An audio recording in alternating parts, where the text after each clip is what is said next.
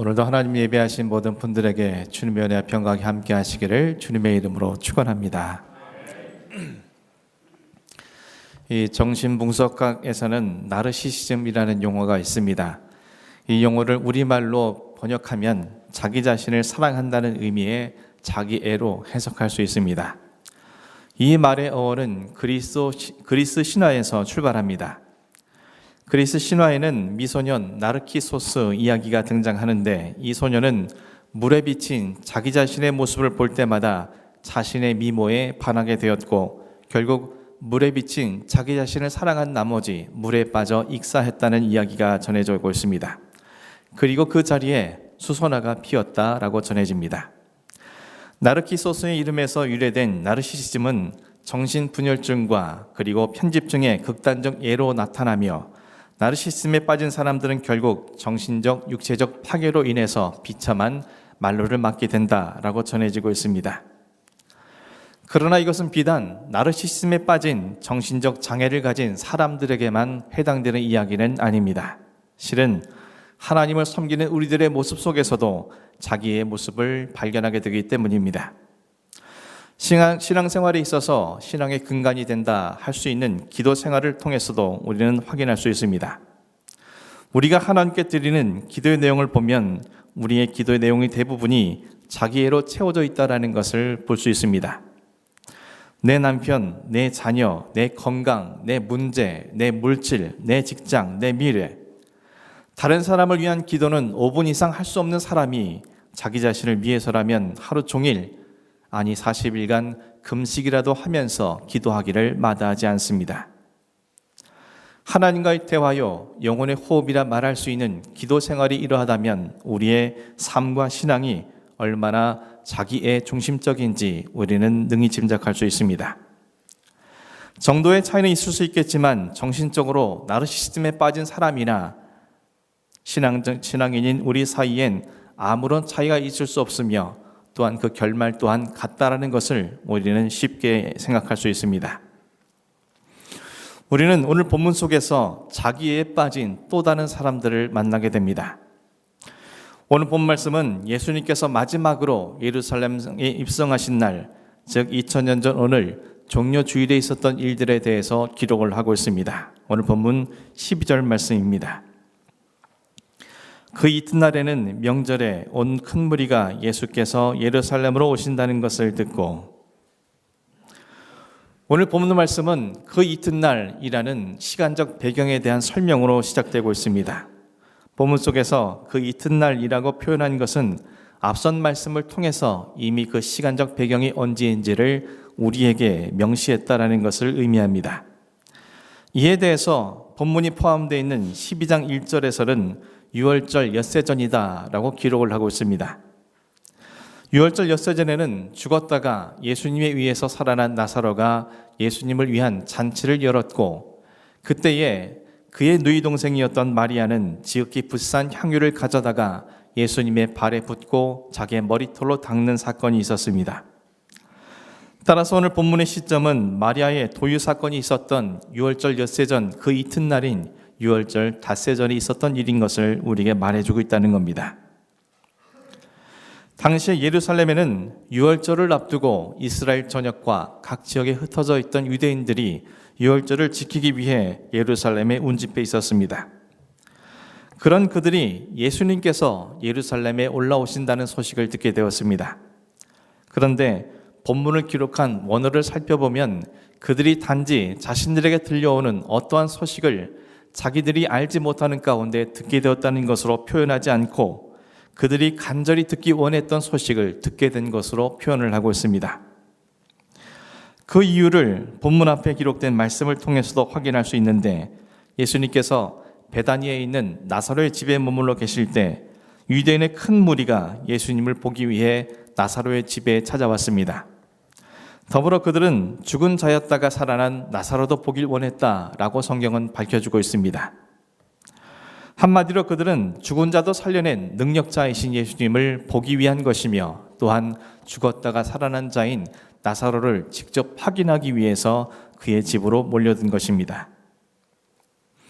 본문 속의 유월절을 지키기 위해 예루살렘에 올라와 있던 큰 무리도 죽은 자를 살려낸 예수님에 대한 소식을 이미 들어 알고 있었을 것이며 베다니 나사로 집을 찾았던 자들처럼 경이로운 마음으로 또는 반신반의하는 호기심으로 예수님을 만나 뵙기를 희망했을 것입니다.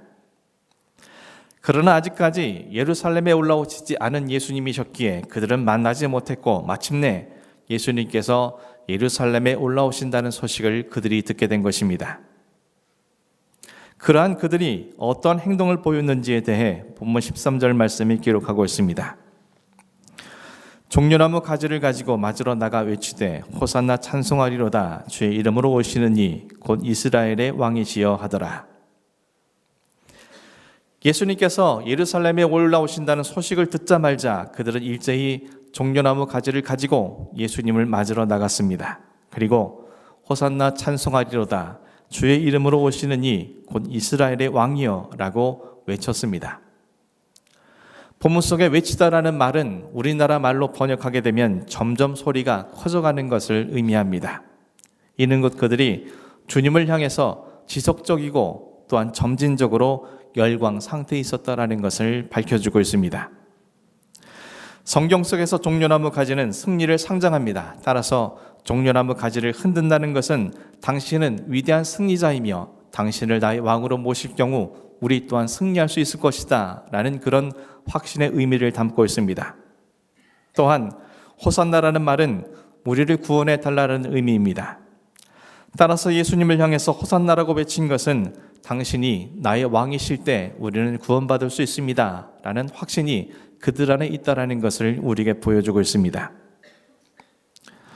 이 모든 것을 종합해 본다면 예수님께 종려나무 가지를 흔들며 호산나를 외치는 것은 무엇보다 로마의 제국 속에서 우리를 승리케 하시고 우리를 구원케 하실 분은 당신뿐입니다 라는 의미로 그들이 이와 같이 환호한 것임을 알 수 있습니다. 심지어 그들은 예수님을 향해서 직접적으로 이스라엘의 왕이라 라고 외치기도 했습니다. 이들의 이러한 확신이 얼마나 확고했든지 이들의 예수님을 향한 환호와 외침은 마태복음 21장 10절에 의하면 온 성을 소동케 했다라고 기록하고 있습니다. 이들의 이러한 모습을 보게 된 바리새인들조차도 서로 이렇게 말했습니다. 19절 말씀입니다. 바리새인들이 서로 말하되 볼지어다 너희 하는 일이 쓸데없다 보라 온 세상이 그를 따르는도다 하니라. 바리새인들은 예수님을 향해 열광하는 유대인들을 바라보며 자신들이 아무리 예수를 죽이려고 모략을 짜고 계획을 세운다 할지라도 아무 소용이 없을 것이라는 체념하듯 말할 정도로 예수님을 향한 유대인들의 환호는 대단했던 것입니다. 하지만 그들의 그러한 외침과 환호는 주님을 향한 진정한 의미의 믿음의 고백이 아니었습니다.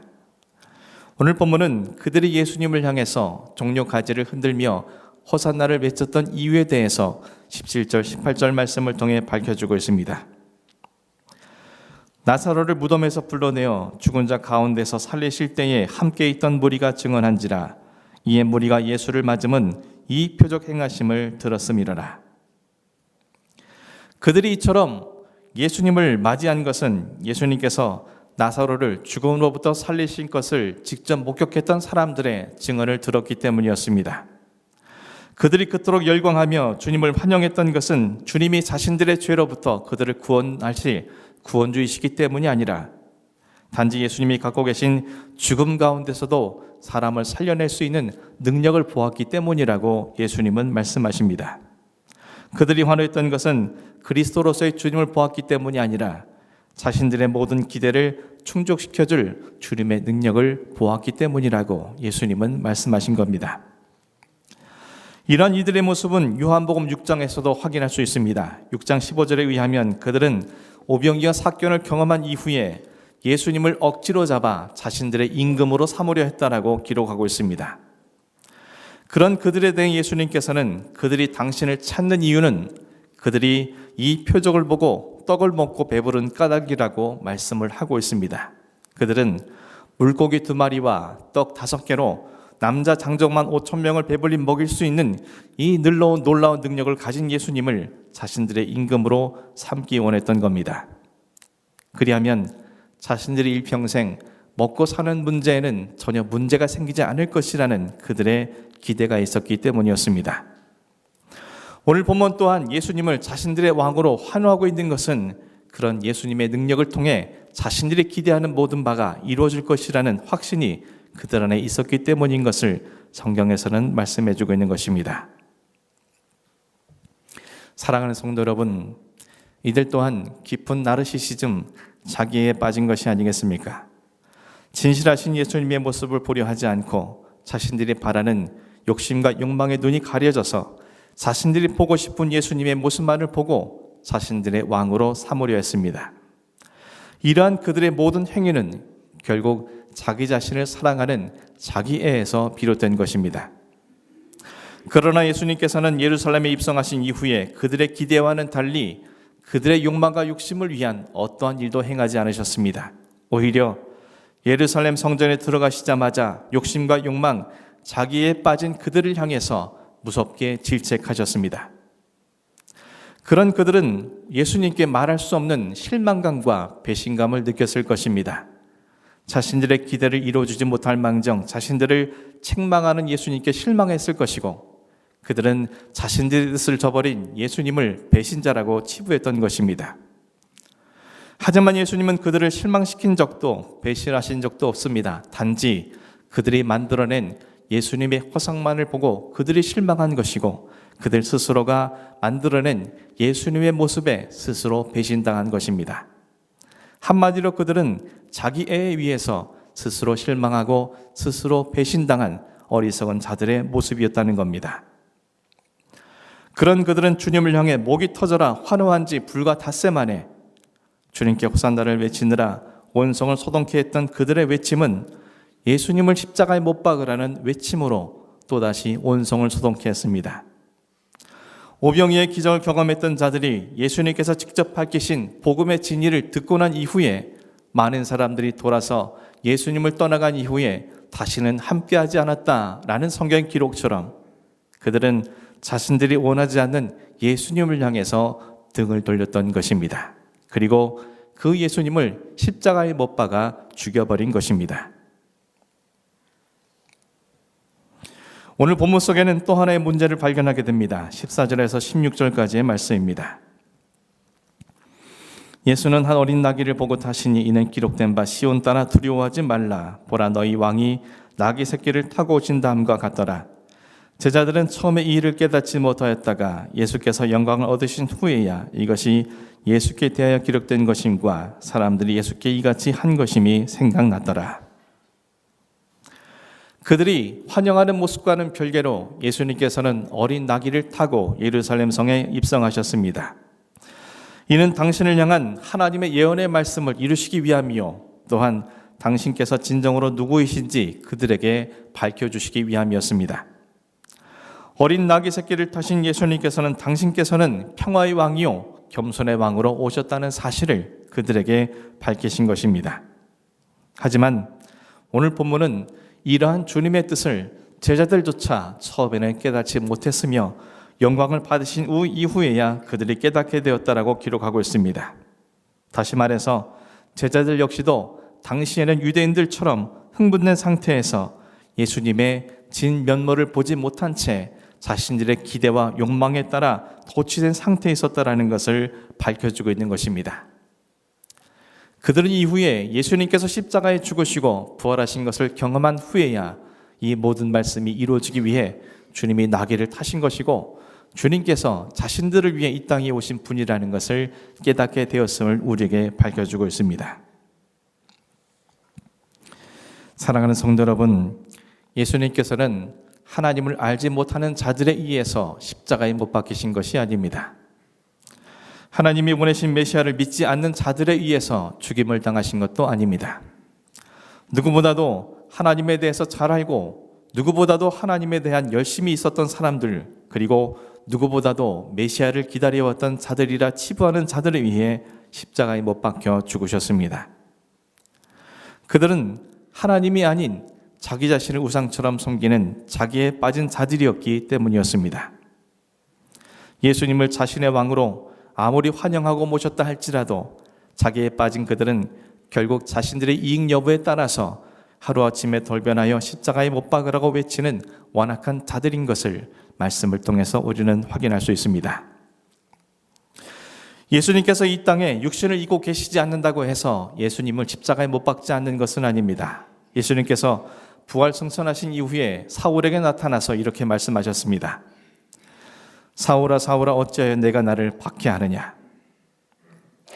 예수님께서 사울에게 왜 당신을 박해하느냐고 그에게 말씀하셨습니다.